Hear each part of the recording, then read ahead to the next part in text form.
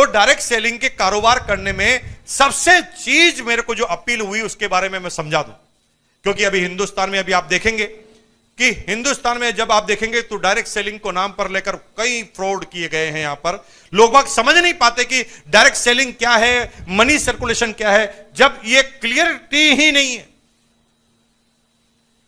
2016 सितंबर में government of India में guideline बना दी डायरेक्ट सेलिंग के ऊपर, और गाइडलाइन बनाने के बाद लोग बड़े कंफ्यूज हो रहे हैं और ये नहीं समझ पा रहे कि कौन सा आदमी जो मेंबर बना रहा है, जो कंपनी में नाम है, वो सही कंपनी है कि गलत कंपनी है।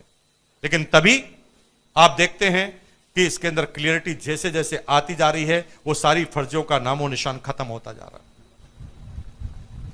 मेरे को जो चीज अपील की, किसी भी बिजनेस को करने से पहले उस बिजनेस के कल्चर को जान लेना जरूरी है, क्योंकि समय, परिस्थिति और स्थान के हिसाब से सारे नियम और निर्णय बदल जाते हैं।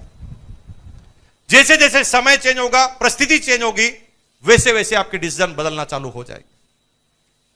इसके नाम में ही सब कुछ रखा है, RCM। R for Indian rate, R for Indian rate. इस बिजनेस को क्यों करना है? क्योंकि ये दुनिया की एकमात्र ऐसी कंपनी है जो इंडिया में काम करती है इंडियन रेट में। मल्टीलेवल मार्केटिंग में इस दुनिया में एक भी कंपनी ऐसी नहीं है जो इंडियन रेट पर काम करे। उनकी रेट ऐसी होती है जिसको समझना आम आदमी के बस की बात ही नहीं। वो क्या कहते हैं, सर हमारा ये साबुन है, ये 280 रुपए का है, ये बहुत अच्छा है, ये कॉन्सेंट्रेट फॉर्मूले से बना है। मेरे भाई, वो किसी भी फॉर्मूले से बना है, आम आदमी के जेब के बस की बात है क्या? या पर कैपिटा इनकम ही 5,000 से नीचे है तो 280 रुपए साबुन की बात कर रहा है। यह बिजनेस मैंने इसलिए चुना कि यही एकमात्र ऐसा बिजनेस है जो हिंदुस्तान के 1 से लगाकर 100 तक हर व्यक्तियों के बीच में जा सकता है। दुनिया में ऐसा कोई बिजनेस नहीं जो सारे आदमियों के लिए कभी बनाओ। R for Indian rate, C for Indian culture. इसके सारे प्रोडक्ट कैसे आए? जो इंडियन कल्चर को सूट करते हुए। दुनिया की कुछ कंपनियां आई, उन्होंने कहा कि साहब हमारा टूथपेस्ट है 400 रुपए का, ये टूथपेस्ट 400 रुपए का है। हमने कहा इतना महंगा क्यों? वो कह सर ये अलग फॉर्मूले का है, इसके अंदर है ना आप थोड़ी सी एक बूंद लगाओ। आपके पेस्ट में तो आपको इतना पेस्ट लगाना पड़ता है, इसमें थोड़ी सी आप बूंद लगाओ, आपका काम हो जाएगा। मेरे भाई, थोड़ी सी बूंद से काम तो हो जाएगा, लेकिन मुझे एक बात समझाओ। आपके घर पे कोई मेहमान आया और आपका वो टूथपेस्ट पड़ा है, मेहमान कितना लगाएगा? मेहमान को थोड़ी पता कितना लगाना है। तो आप क्या करो, ड्यूटी करो, भाई बेसिन पे जाके खड़े हो जाओ सुबह सुबह और मेहमान से कहना इतना मत लगाना। मेहमान को इतना गुस्सा आएगा, वो कहेगा कितने मग्गों से नहाना तू भी बता दे, पानी कितना खर्च करूं वो भी बता दे। कल्चर तो होना चाहिए ना भाई। वही कल्चर के सारे प्रोडक्ट क्या है? 10 रुपए का साबुन, 14 रुपए का नमक, वही आटा, वही मार्केट से सारी चीज लेते हैं। 1 से 100% लोगों तक पहुंचने की गारंटी है। ये बिजनेस स्प्रेड करने वाला है, हर व्यक्ति के पास आप जा सकते हैं। कोई सिलेक्टेड पीरियड नहीं है, सिलेक्टेड क्राइटेरिया नहीं। जिस व्यक्ति के लिए बिजनेस बना है, वन टू ऑल, सारे लोगों के लिए बिजनेस बना है। M for Indian mentality, Indian rate, Indian culture और इंडियन मेंटेलिटी एक चीज में मिलती है तो वो RCM बिजनेस के अंदर है। और मेरे भाई, इसलिए मैंने इस सिस्टम का चयन किया और मैं आज आपके सामने हूं। इस बिजनेस में करना क्या है, ये फॉर्मूला मैं बार बार लिखता हूं और अशोक जी कई लोगों को ये बता रहे हैं। आपको फेसबुक पे देखता हूं तो आप लोगों को लिखते हैं। आप जीवन में छोटे छोटे बदलाव कीजिए, आपके बिजनेस के रिजल्ट ऑटोमेटिक आएंगे। करना क्या है? सिंपल सा बदलाव है। एक कोटेशन लिखिए और उस कोटेशन के बाद उस पर अपन रिसर्च करना चालू करते हैं, इसका क्या क्या फायदा होने वाला। उसमें मैंने ये बोला था बार बार कि जो दिखता है वो बिकता है। पेन है?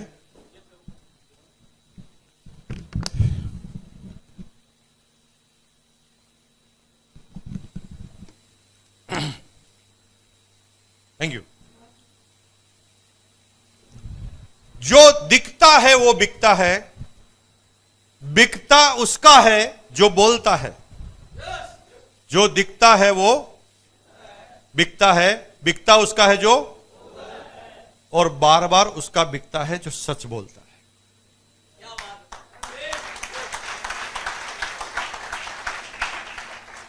जो दिखता है वो बिकता है, बिकता उसका है जो बोलता है, और बार बार उसका बिकता है जो सच बोलता है। इस फॉर्मूले को अपने दिमाग में, अपनी लाइफ की फ्रेम में फिट कर लो। अब जब भी कोई निर्णय लो तो इन तीन चीजों को टच करते हुए निर्णय लो। आपका हर निर्णय सफल होता जाएगा, सक्सेसफुल होता जाएगा। सेल एक ऐसा वर्ड है जिसके बिना दुनिया का कोई भी आदमी टॉप पर नहीं जा सकता।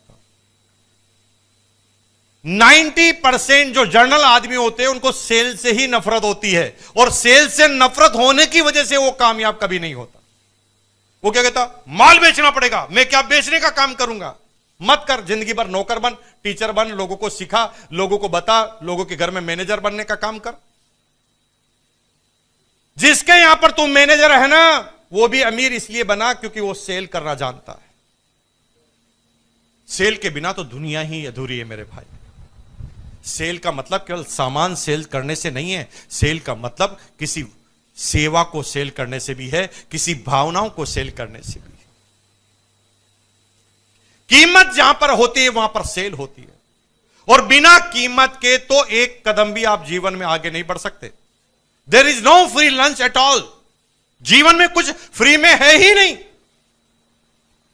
आप जिस दिन अपने बच्चे के प्रति अपना फर्ज निभाना भूल जाओगे ना, उस दिन आपका बच्चा भी आपको बाप कहना बंद कर देगा। कीमत तो आपको अदा करनी पड़ेगी, सेल का काम तो आपको करना पड़ेगा। थोड़े सालों पहले, 4-5 साल पहले नरेंद्र मोदी जी को आपने प्रधानमंत्री बना दिया। उस बंदे ने सेल किया है अपने आप को, उसने बताया है अपने आप को कि मैंने क्या क्या किया, और जब उसने अपने डायलॉग कंप्लीट किए तो आपने उसको खरीदने के लिए अपना वोट दबा दिया कि ठीक है साहब, ये आपकी कीमत है, आप बन जाओ। तो अपने सपनों को, अपनी सेवाओं को, अपनी बातों को सेल करना, कन्विंस करना ही सेल है। सेल से नफरत मत करो। जीवन में अगर अमीर बनना चाहते हो तो सबसे पहली प्रायोरिटी पर सेल होता है। तैयार है तो आगे चले। सेल से नफरत नहीं, सेल के बिना तो एक कदम भी आगे नहीं रख सकती आप। सेल तो आपके लिए जरूरी है। अब बात आ गई कि सेल करना अगर आप सीख गए तो 3 चीजें से आपकी सेल तेज गति से बढ़ जाएगी। मैंने लिखा है आपको, जो दिखता है वो बिकता है, बिकता उसका है। बोलो मेरे साथ, जो दिखता है बिकता किसका है, और बार बार किसका बिकता है, जो सच बोलता है। अब ये 3 काम करने हैं। पहला, एक छोटा सा एग्जांपल देता हूं, पूरी बात समझ में आ जाएगी। एक आदमी रेलवे स्टेशन पर चाय की केटली लेकर खड़ा, ट्रेन आके रुकी और वो ट्रेन के बोगी के सामने चलने लगा। बोल कुछ नहीं रहा था, चल रहा था। तो जो लोग उसे देख रहे थे और जिनको चाय पीने की इच्छा थी, उन्होंने कहा, ए चाय है क्या। जो दिखता है वो, बोला नहीं उसने कुछ भी, उसने सिर्फ दिखाया, ऐसे दिखाया। तो जिसको इच्छा थी उसने कहा चाय है क्या, रुकाया, चाय ले ली। लेकिन ऐसा दिखाते हैं तो रिजल्ट तो आएंगे, लेकिन बहुत कम आएंगे। कुछ लोग आरसीएम तो कर रहे हैं, आरसीएम के प्रोडक्ट भी पहन रहे हैं, आरसीएम के प्रोडक्ट भी यूज कर रहे हैं, लेकिन मुंह से कुछ बोल नहीं रहे। तो कुछ आगे होकर पूछ रहे हैं, उनका तो काम हो रहा है, लेकिन जो आगे होकर नहीं बोल रहे हैं उनका काम नहीं हो रहा। लेकिन एग्जाम्पल नंबर 2 में आप क्या देखते हैं, वो की वही बोगी है, वो की वही बोगी है। लेकिन उस बोगी में एक चाय वाला आया, इस बार वो बोलता हुआ आया, चाय चाय चाय चाय चाय, जोरदार चाय, गारंटी वाली चाय। एक बार पियोगे 1000 बार पियोगे, एक बार पियोगे जिंदगी भर याद हो जाएगी। भाई साहब, ये चाय की है गारंटी। चाय पियो पहले, पैसा दो बाद में। पसंद नहीं आएगी तो पैसा नहीं लिया जाएगा। चाय चाय चाय चाय। अब इससे क्या होता पता है, जिन लोगों का चाय पीने का मूड नहीं है उसका भी मूड बनने लगता है। हेलो, यस और नो। अब यहां पर क्या हो रहा है कि पहली स्टेज आपने पार की, जो दिखता है वो बिकता है। तो ये पहला सब्जेक्ट है खत्म, लेकिन दूसरा सब्जेक्ट है कि उसका ही बिकता है जो ज्यादा बोलता है। तो आज के बाद क्या करना है कि प्रोडक्ट यूज तो करो, दिखाओ तो सही, लेकिन बोलना भी चालू करो। अगर बोलोगे तो सामने वाले को पता चलेगा कि क्या कर रहा है। पता है, मैं एक बहुत आश्चर्य की बात बताऊं। मैं बड़ा लीडर बन गया, मेरे पड़ोस में एक नया मकान बना। अब मैं बड़ा लीडर अपने आप को साला बड़ा मानता हूं मैं, तो मैंने कहा यार अब क्या बताना किसको, हार से मैंने सब ठीक चल रहा है। मेरे पड़ोसी को मेरी क्रॉस लेग जोड़ गई। 8 साल पहले की बात है, मैंने बताया ही नहीं, वो जोड़ गई। अगर मैं बता देता तो शायद वो मेरी टीम में होती। आप किसका इंतजार कर रहे हैं? आपके रिश्तेदार, आपके दोस्त, आपके भाई बहन, आपके जो सबसे नियरेस्ट आदमी है ना, वो आप बताओगे नहीं तो पता कैसे चलेगा? तो आज के बाद बताना चालू करो। एंड पॉइंट नंबर 3, बिकता ज्यादा उसका है जो सच बोलता है। और सच कब निकलता है? जब आत्मा से कोई आवाज निकलती है तो सच निकलता है। यानी जब तक कोई प्रोडक्ट आपने यूज करके नहीं देखा है तब तक आप सच बोल नहीं पाएंगे।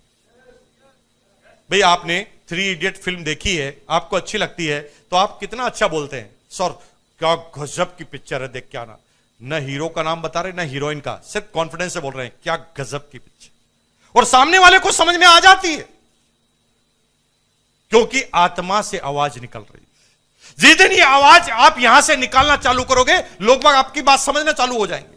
लेकिन कुछ लोग ऐसा नहीं करते, कुछ लोग ना दिमाग से सेल करने का काम करते हैं। एक आदमी कंगे बनाने वाली कंपनी में सेल्समैन बन गया। वो पूरे दिन भर कंगे बेचता था, रिजल्ट पूरे नहीं आ रहे थे। तो एक दिन उसने दिमाग लगाया और कंगा लेकर टकले के पास पहुंच गया, जिसके बाल ही नहीं थे। उसको कहा भाई साहब कंगा कंगा कंगा ले लो कंगा। टकले को आ गया गुस्सा, वो क्या चिढ़ा रहा है मुझे, बाल ही नहीं है, कंगे का क्या करूं? वो कह सर मैं आपके पास इसीलिए आया हूं, मैं क्या मूर्ख हूं? आपके पास इसीलिए आया हूं कि ये कंगा हमारा एकदम जोरदार, इस कंगे को अलग तरह से साइंटिस्ट ने बनाया है। आपको क्या करना है, सोने से पहले 5 बार रगड़ना है टकले पर, सोने से पहले 5 बार रगड़ना है और उठने के बाद 5 बार रगड़ना है। और 3 महीने तक आपने ये रगड़म रगड़ी पूरी चालू रखी, तो 3 महीने बाद भगवान ने चाहा तो ऐश्वर्या राय जैसे बाल होंगे। अब उसने झूठ बोलना चालू कर दिया रिजल्ट के लिए। कई बार हम भी अपने रिजल्ट के लिए इस तरह से झूठ बोलना चालू करते हैं। धीरे धीरे हमारी गुडविल के परसेंटेज खत्म होने लगते हैं और एक दिन ऐसा होता है कि हम किसी के सामने जाने लायक भी नहीं रहते। अब उस टकले को कंगी बेचने के लिए आपने झूठ बोल दिया। अब आदमी इमोशनल होता है। इमोशनल क्या होता है? जिस आदमी के पास जो चीज नहीं होती ना, उसके प्रति वो आदमी बहुत इमोशनल होता है। जैसे किसी के बच्चा नहीं है तो इतना इमोशनल होता है कि जो आदमी पढ़ा लिखा होता है, जिसको साइंस पूरी पता होती है, वो भी इमोशन के नाते साधुओं के पास पहुंच जाता है, बाबाओं के पास पहुंच जाता है। और बाबा उसको कोई भभूत दे देता है, कोई गोली देता है, वो लेता रहता है, क्योंकि उसके मन में एक डर रहता है कि कहीं वो सच हो गया तो। जिसके पास पैसा नहीं है वो पैसों के लिए इमोशनल होता है, जिसके पास लड़की है, लड़का नहीं है, वो लड़के के लिए इमोशनल होता है। और ऐसे आदमियों पर सबसे पहले वो कंपनियां, वो आदमी जो बदमाश किस्म के होते हैं, वो अटैक करते हैं। अब टकले के पास गए तो टकला को जब ये कंगा बेचा जा रहा है तो टकला पहले एनालिसिस करता है। कैसे एनालिसिस करता है? जो भी इमोशनल होता है वो एनालिसिस करने का उसका तरीका अलग होता है। वो कैसे एनालिसिस करता है? अगर मैं इस कंगे को ले लूं तो 2 बातें होगी। पहला, बाल आएंगे या नहीं आएंगे। आ गए तो बहुत अच्छा, नहीं आएंगे तो अभी कौन से हैं। एनालिसिस करता है, कोई भी आदमी ऐसे एनालिसिस करता है। और जा कितना रहा है? 20 रुपए ही तो जा रहा है। 20 रुपए में मैं कौन सा दिवालिया हो जाऊंगा? अरे टकले, 20 रुपए से कंपनियां चल जाएगी। तेरे जैसे कितने टकले होंगे जो एक एक बार इस कंगी को लेंगे, तो कंपनी तो चल गई ना भाई। कंपनी का तो उद्देश्य ही जिंदगी में एक बार एक टकले को जाना, और सामने वाला वो कंगी ले लेता। बाल तो आते नहीं, एक बार तो कंगी बिछ गई, लेकिन क्या दूसरी बार, क्या सेकंड टाइम आप उस टकले के सामने कभी जा पाएंगे? और अगर गए तो क्या होगा? आपको टकला करेगा। अगर चले गए तो वो आपको टकला कर देगा पूरा का पूरा।